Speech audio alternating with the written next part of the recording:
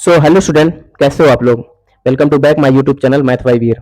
आप सभी को पता है कि ग्रुप डी की आखिरकार डेट आ गई। ठीक है, काफी सारा संघर्ष करते हुए आखिरकार हमने इस डेट को ले ही आया। अब एग्जाम के लिए बिल्कुल तरह से प्रिपेयर हो जाओ। ठीक, इसीलिए इतने संघर्ष के बाद डेट आने के बाद हमने इस सीरीज का नाम रखा है संघर्ष सीरीज। इसके लिए हम आपको डेली प्रैक्टिस सेट लाएंगे, इसमें से आपके 15 से 20 क्वेश्चन होंगे और वो PQI आधारित होंगे, मतलब प्रीवियस ईयर आधारित क्वेश्चन होंगे। इन इजी भी क्वेश्चन है, यहाँ पे मॉडरेट भी क्वेश्चन है, आपको दोनों टाइप्स के क्वेश्चन मिलेंगे। तो बिना देरी किए इस सीरीज को स्टार्ट करते हैं।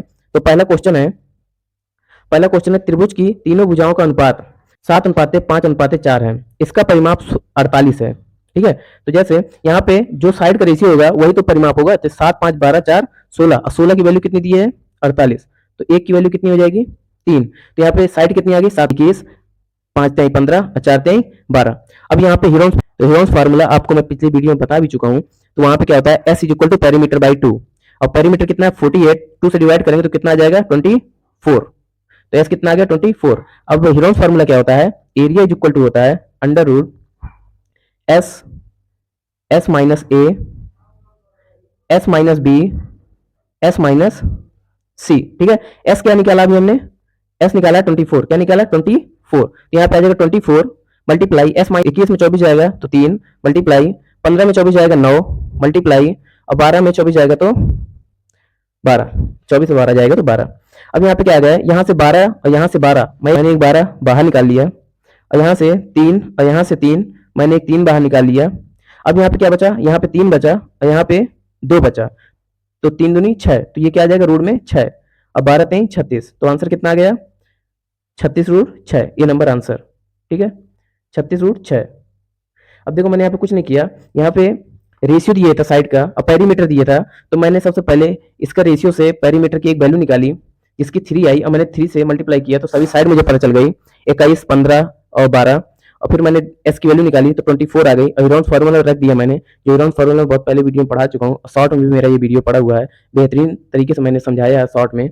और यहाँ पे इज इक्वल टू कितना है, मैंने यहाँ पे फार्मूला रखा और यहाँ से वैल्यू रखी, सीधे मुझे एरिया मिल गया। तो नेक्स्ट क्वेश्चन करते हैं।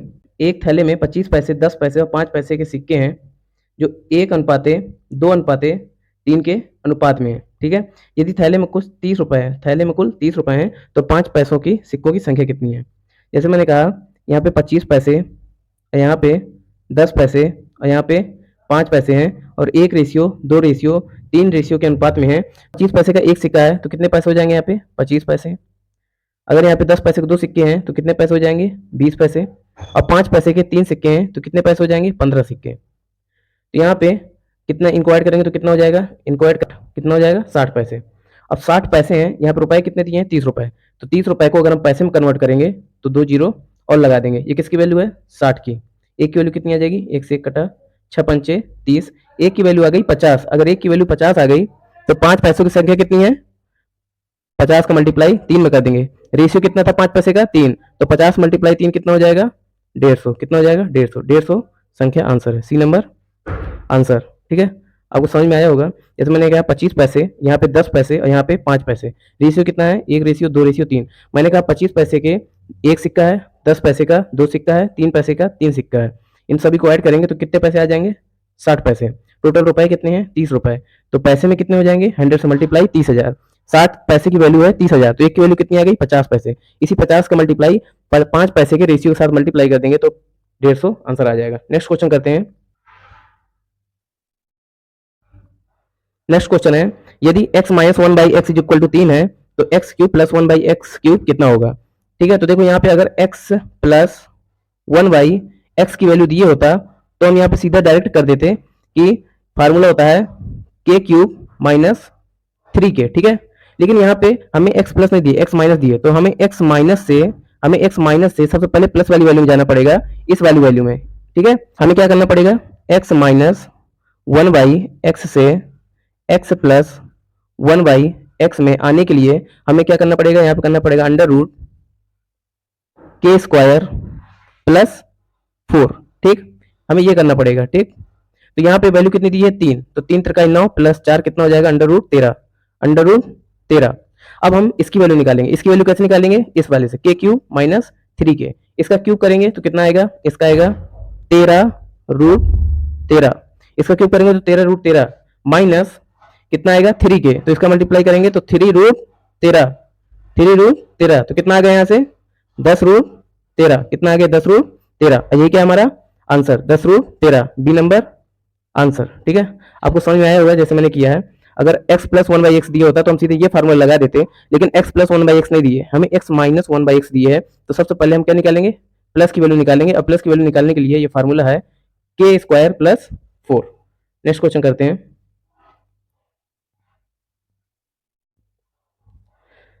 नेक्स्ट क्वेश्चन है, एक एजेंट 12.5% कमीशन 24,000 रुपए तक की बिक्री पर और इससे ऊपर की बिक्री पर 8.33% का कमीशन प्राप्त करता है। यदि वह कमीशन काटकर कंपनी को 65,000 रुपए देता है तो कुल बिक्री। ये क्वेश्चन जैसे ही आता है तो थोड़ा डिफिकल्ट देखने में लगता है, लेकिन अगर इसे सही से करो तो डिफिकल्ट है नहीं। जैसे मैंने कहा कि 12.5% की फ्रैक्शन वैल्यू क्या है, 1/8। ठीक, जैसे मैंने कहा 24,000 का अगर 1/8, 24,000 का 1/8 दे रहा होता वो, तो कितना होता 3,000। ठीक, लेकिन जैसे ही इसके ऊपर की बिक्री करने लगता है, 24,000 से ऊपर की बिक्री, तो उसे 8.33% का कमीशन मिलने लगता है। मतलब कमीशन अब कम हो गया। 8.33 की फ्रैक्शन वैल्यू होती है 1/12, जैसे 12.5 बटे की फ्रैक्शन वैल्यू होती है 1/8, वैसे 8.33% की जो वैल्यू होती है वो 1/12 होती है। अब मैंने कहा अगर मैं 24,000 से ऊपर की जो भी सामान होगा उसमें अगर 1/12 का कमीशन लेने लगूंगा तो कितना हो जाएगा 2,000। ठीक, इसका मतलब 3,000 में 2,000 कितना कम है 1,000, 3,000 में 2,000 कितना कम है 1,000। अगर 1,000 रुपए 24,000 से ऊपर की बिक्री अगर सेल्समैन करता है तो उसे सिर्फ 2,000 मिलेंगे, और अगर 24,000 से कम करता है तो 3,000 रुपए मिलेंगे। इसका मतलब अगर 24,000 से ऊपर कर देता तो 1,000 किसके खाते में जाते, ये कंपनी के खाते में। तो यहाँ पे कंपनी को 65,000 के जगह कितना मिलता, 66,000 रुपए मिलता।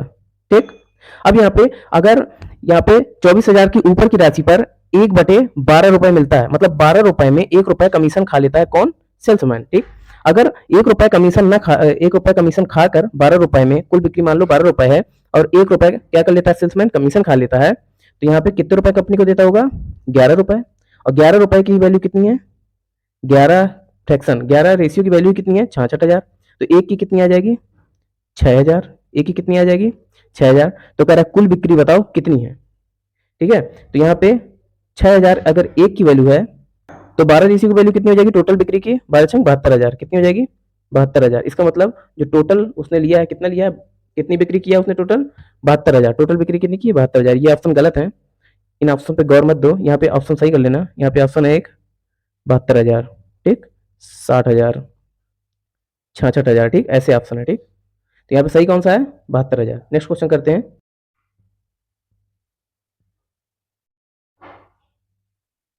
नेक्स्ट क्वेश्चन है, कह रहा है 5 की पावर n, 5 की power n plus 2 is equal to 31, 27। अगर दो उस तरफ जाएगा तो यहाँ पे क्या बचेगा 31 और 2 घट जाएगा तो 25। ये 5 की पावर n है इज इक्वल टू, ये कितना है 5 की पावर 5, ये कितना 5 की पावर 5। दोनों का बेस क्या है सेम, जब दोनों का बेस सेम होता है तो इनकी वैल्यू कितनी आ गई 5, डायरेक्ट इनकी वैल्यू कितनी आ गई 5, ऑप्शन नंबर ए। ठीक, नेक्स्ट क्वेश्चन करते हैं।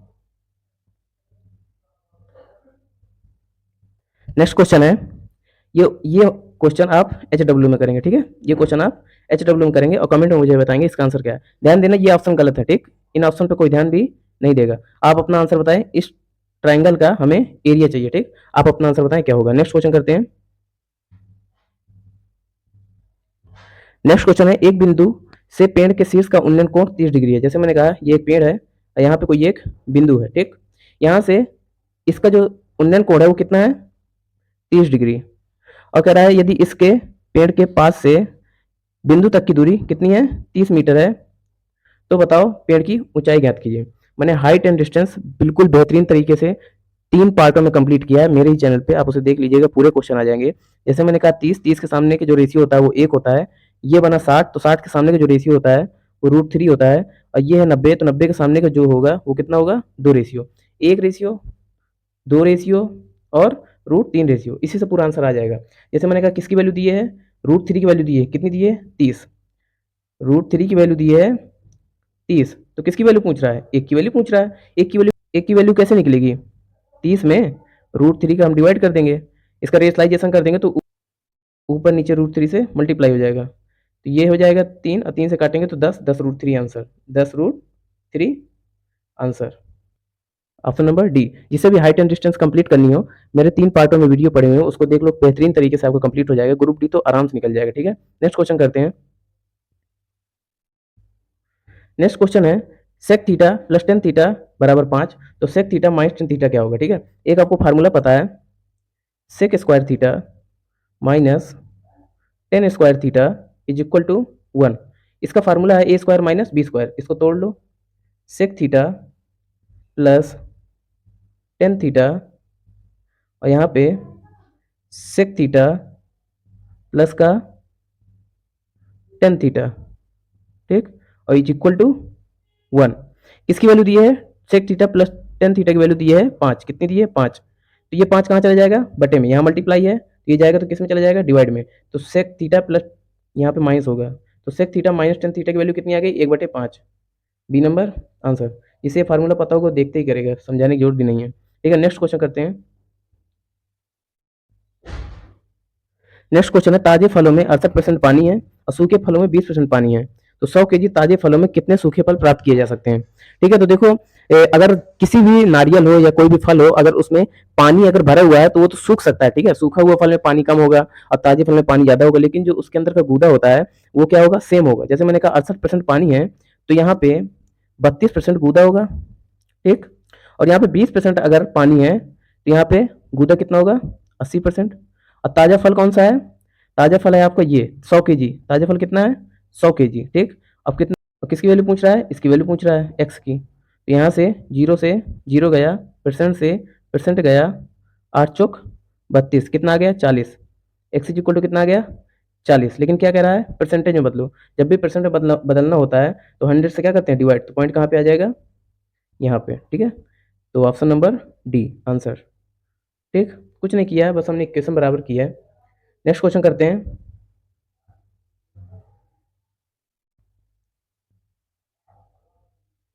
नेक्स्ट क्वेश्चन है, कह रहा है एंगल बी ए ई, ये वाला एंगल क्या करना है? हमें फाइंड आउट करना है। देखो अगर ये 26 है तो ये अर्धवृत्त पर बना कोण ये कितना होगा? 90। ठीक, 90 प्लस 26 कितना हो जाएगा? ये हो जाएगा 6 और 11 116 116। तो ये कितना हो जाएगा? ये बचेगा 64। कितना बचेगा? 64। अगर ये 64 है और ये कितना है? 26, तो यहाँ पे जो कोण बनता है वो यहाँ पे क्या होता है? इक्वल होता है। इस जगह पे टेंजेंट से यहाँ पर बना हुआ कोण, इस कोण का क्या होता है? इक्वल होता है। जैसे मैंने कहा यहाँ पे 26 है तो यहाँ पे भी कितना होगा? 26। तो 64 और 26 मतलब 64 और 26 कितना होता है? 64 26 कितना होगा? 0 6 2 8 9 90।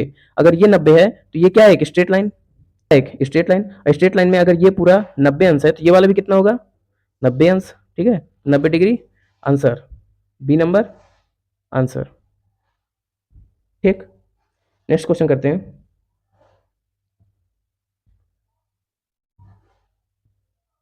नेक्स्ट क्वेश्चन है, एक वस्तु में 20% की छूट देने के बाद भी उसे 40% का लाभ होता है, तो क्रय मूल्य अंकित मूल्य का कितने प्रतिशत है? तो मैंने कहा एक फार्मूला होता है सीपी बटे एमपी इज इक्वल टू 20% का, तो यहाँ पे क्या होता है? 100 माइनस डिस्काउंट, 100 माइनस डिस्काउंट, यहाँ पे 100 plus minus profit and loss. ठीक है, ये वाला क्या होता है? फार्मूला होता है।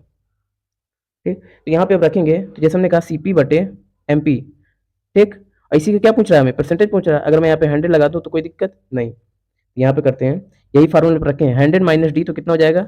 80%। अगर 100 में 20 जाएगा तो 80, और 100 में 40 का लाभ हुआ तो कितना हो जाएगा? 140। जीरो से जीरो गया, 2 से काटा 4 बार में और 2 से काटा 7 बार में। यहाँ पे हमने 100 का मल्टीप्लाई किया तो यहाँ भी क्या कर लेंगे? 100 का मल्टीप्लाई। जब 7 से 400 को डिवाइड करेंगे तो यहाँ पे आएगा 57.14।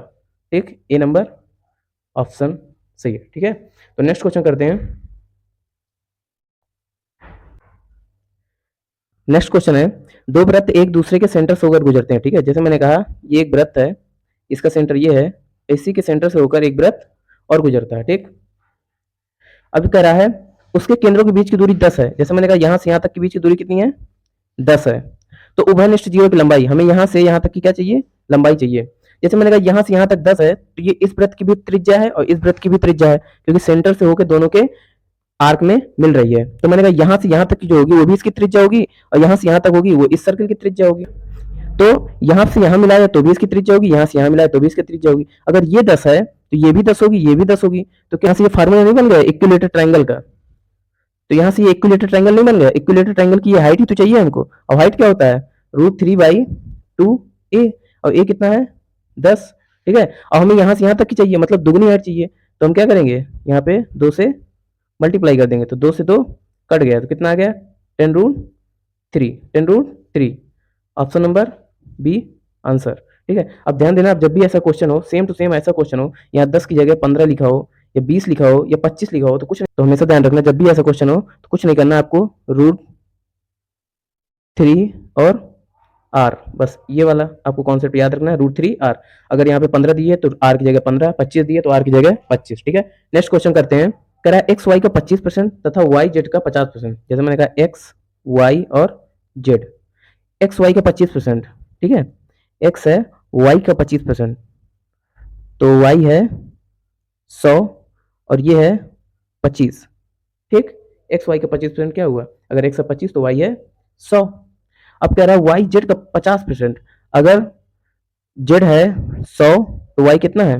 50। हमें वाई को सेम करना है। ठीक है, तो 25 से काटते हैं सभी को, 25 एकम 25, 25 चौक 100, 25 दूनी 50 और 25 चौक 100। हमें यहाँ पे वाई को बराबर करना है, तो नीचे 2 से मल्टीप्लाई कर देंगे। अगर अगर 2 से नीचे मल्टीप्लाई करेंगे तो 4 में भी करना पड़ेगा। ठीक है, तो यहाँ पे हो जाएगा 1, यहाँ पे हो जाएगा 4, यहाँ पे 2 से मल्टीप्लाई करेंगे तो क्या हो जाएगा? 8।